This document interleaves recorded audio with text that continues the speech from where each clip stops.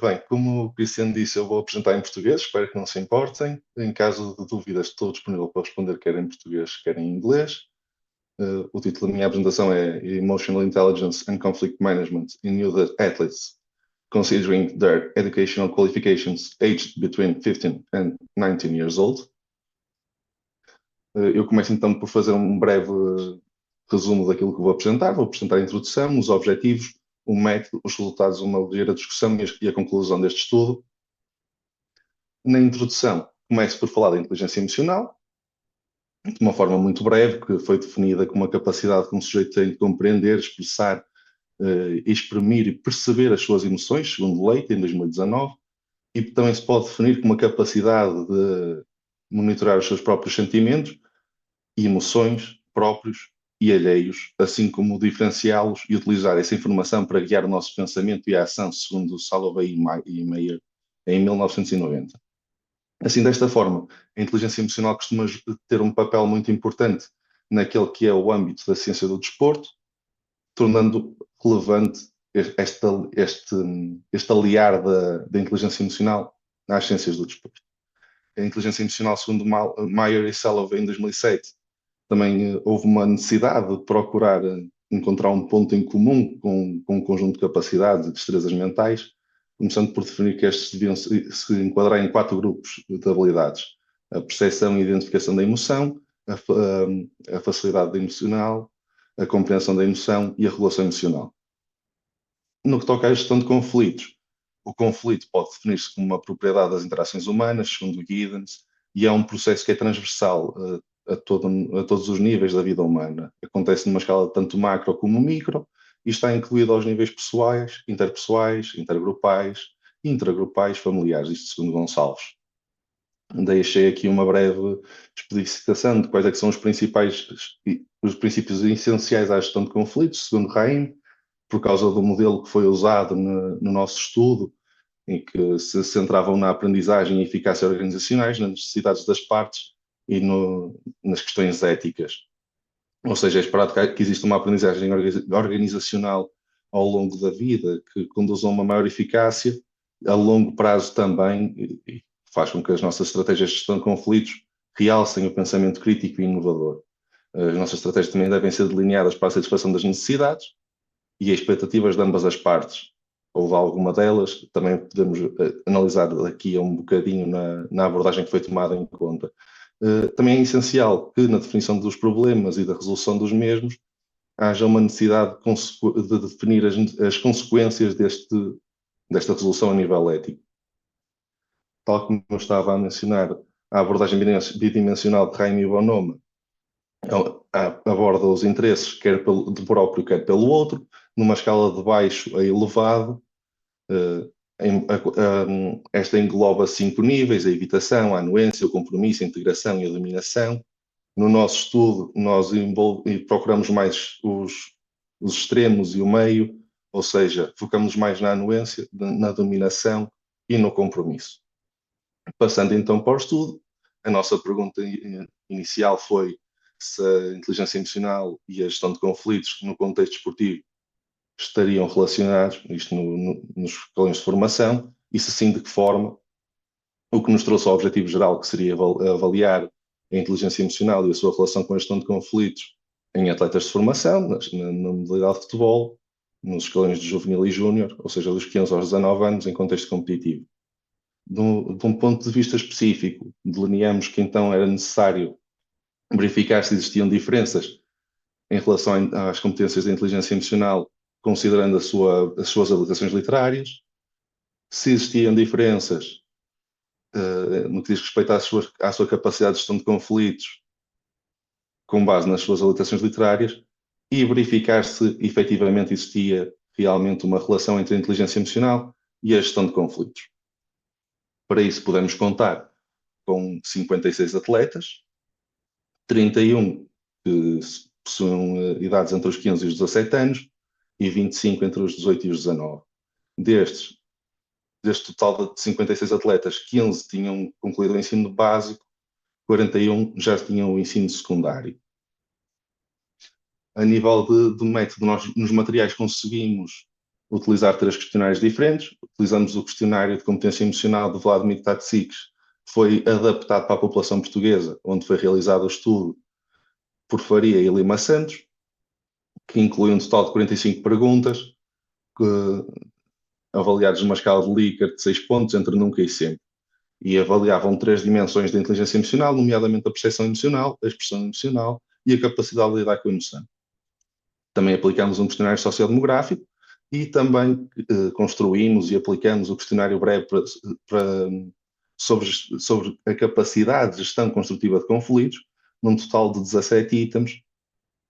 também numa escala de Likert entre 6 pontos entre nunca e sempre, mas também incluímos 4 perguntas exploratórias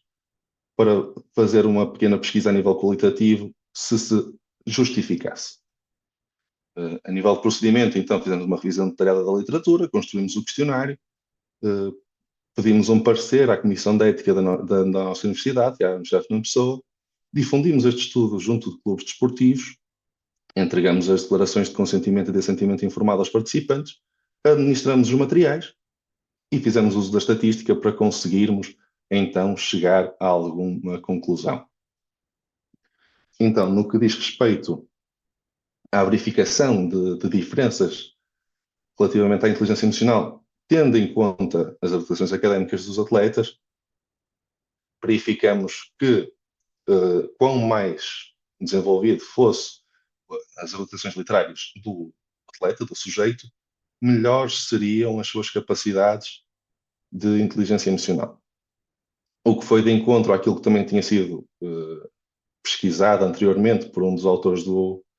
da escala, do questionário, Luísa Faria e Stoker, em 2012, e também àquilo que foi articulado pelos próprios Faria e Lima Santos em 2005. No que diz respeito à capacidade de gestão de conflitos relacionada com a formação académica ou as habilitações literárias destes atletas, mais uma vez verificamos que haviam alterações significativas, que os atletas com um maior nível educativo conseguiam apresentar melhores capacidades de gestão de conflitos, nomeadamente naquilo que é a anuência, o compromisso e a dominância. Isto está em linha também com a teoria da aprendizagem de Bandura, muitos de nós devemos estar familiarizados e que é esperado que ao longo da sua formação os sujeitos aprendam vários modelos que os ajudem na resolução de problemas e, consequentemente, que são benéficos para uma boa gestão de conflitos. No que toca à relação entre a inteligência emocional e a gestão de conflitos, verificamos bastantes correlações positivas entre as duas escalas, nomeadamente a todos os níveis. Isto foi de encontro a vários estudos, uns mais recentes que outros, mas nomeadamente ao estudo de Costa e Matos, principalmente, de Lane et al. E de Lazarus e também de Nicholas, sendo o de Nicholas já muito recente, partindo de 2019. Também verificamos através destas 4 questões mais exploratórias e que poderiam abrir caminho para um estudo mais qualitativo, que o atleta que teria mais problemas, quer disciplinares em jogo, quer internamente no clube, foi aquele que registou os números, os valores menores em ambas as escalas, inclusive. Então, nós podemos assim concluir que existe efetivamente uma relação entre a inteligência emocional e a gestão de conflitos, em que quanto maior for a inteligência emocional, melhor será à partida a capacidade de gestão de conflitos, principalmente desta população que foi analisada. Há uma correlação positiva também entre as dimensões dos materiais utilizados, que também concluímos que a relação entre a capacidade